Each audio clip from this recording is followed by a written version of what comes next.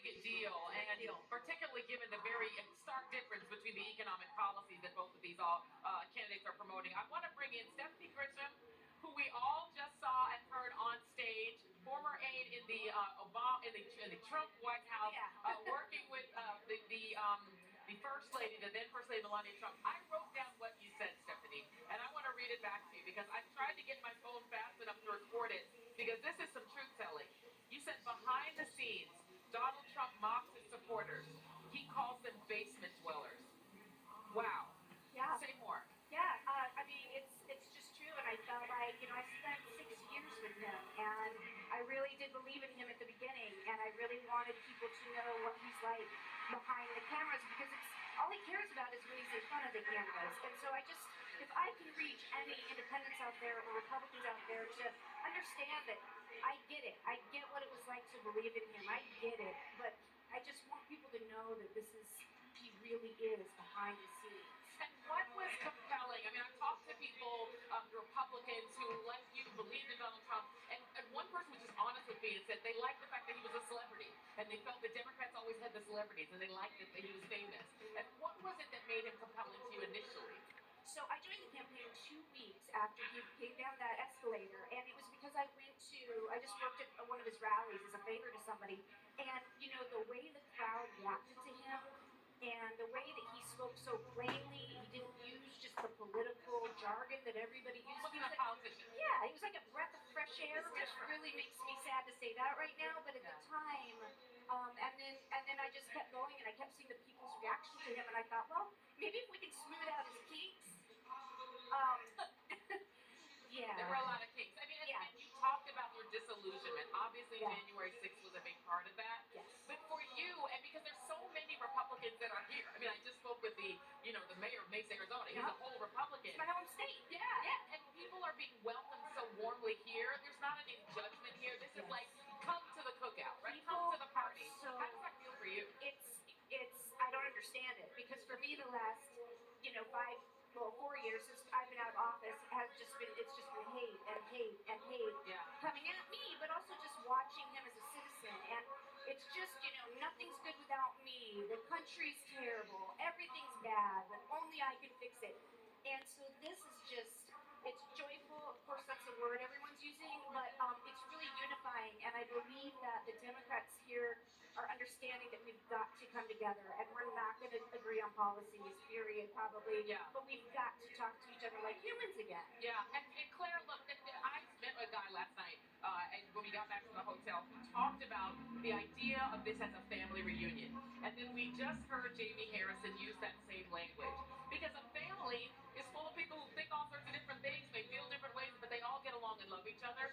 The family reunion theme definitely feels like the vibe right now. Yeah, because we all have somebody in our family that sometimes we want to strangle them, right? Because we disagree with them. But we're not going to actually do it. Right. But on the other hand, at least I'm so glad you feel what I think is sincere in the Democratic Party, and that is we can go from Bernie and AOC to Joe Manchin. We really can. And even though there are times we get really frustrated with Joe Manchin, but we can. And the idea that we are trying to reach out, I do not for the life of me understand why Donald Trump has never seen the need to reach out to people.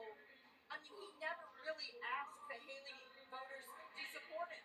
He never really asked the DeSantis voters to support him, and that's in his own party, much less asking Democrats to come up to his side. What is that about his psyche that he is unwilling to ask people to join? Because he doesn't think he needs anybody. He wants to be an elected king.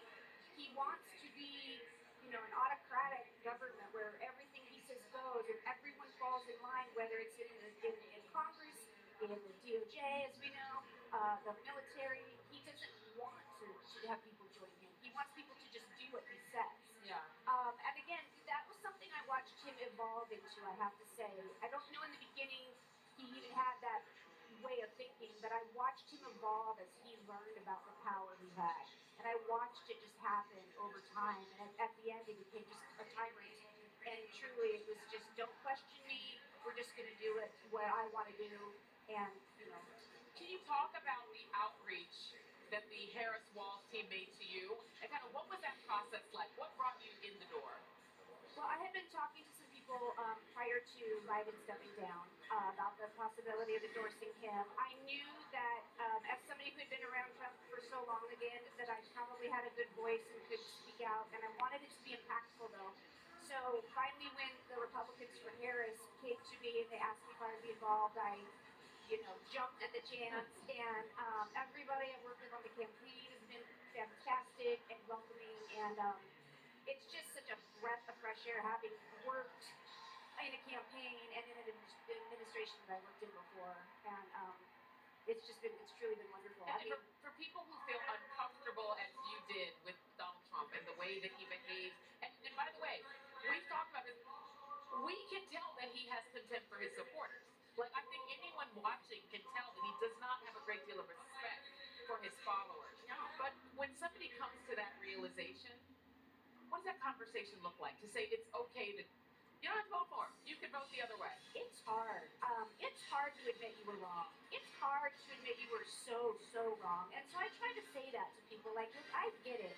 I understand, but I'm telling you what he's like. And look, go behind that voting booth. It's a private place, and vote your conscience. Right. And I really believe a lot of people, especially Republican women, are going to vote for Kamala, but maybe not tell their husband. You know what? I really believe that. And I think it's your courage.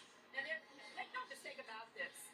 Everybody needs to understand that what you're doing is courageous. Yeah. You will get loads of hate from lots of places, and it will be very, very hard. So kudos to you and your bravery. But your bravery allows people that maybe aren't so brave to quietly, like you said, go in the voting booth and say, well, it's That's Stephanie it. Grisham who is that close to him. It's private back saying there. this. I could do this in my own private little voting booth. I could really vote for believe that's something going to other than happen. I Donald think Trump. she's got the silent vote this time. I Yeah. really believe she'll have it. And do you think that, because to me, I feel like Dobbs changed so much that it fundamentally changed the equation. For people who might have thought they had the luxury to stick with Trump before, especially women, and any man who cares about women, Yep. do you feel that it was profound in that way, that Dobbs changed things? Absolutely. And I tell you what, I live in Kansas now, in a very small town in Kansas, and Kansas overturned, they voted to have women's choice be put back into the state constitution. And to see that in such a conservative state was really interesting. And I think that was a big deal. I think absolutely you're right. Like, I think women across the country realize their very freedoms were going to be taken away. And I think the Harris campaign has been brilliant at bringing in people who talk about, it's not like we're using abortion as birth control necessarily. I think that yesterday the speaker was absolutely important, and I think that it just shows how short-sighted and short-minded and misogynistic, frankly, Trump and Vance both are.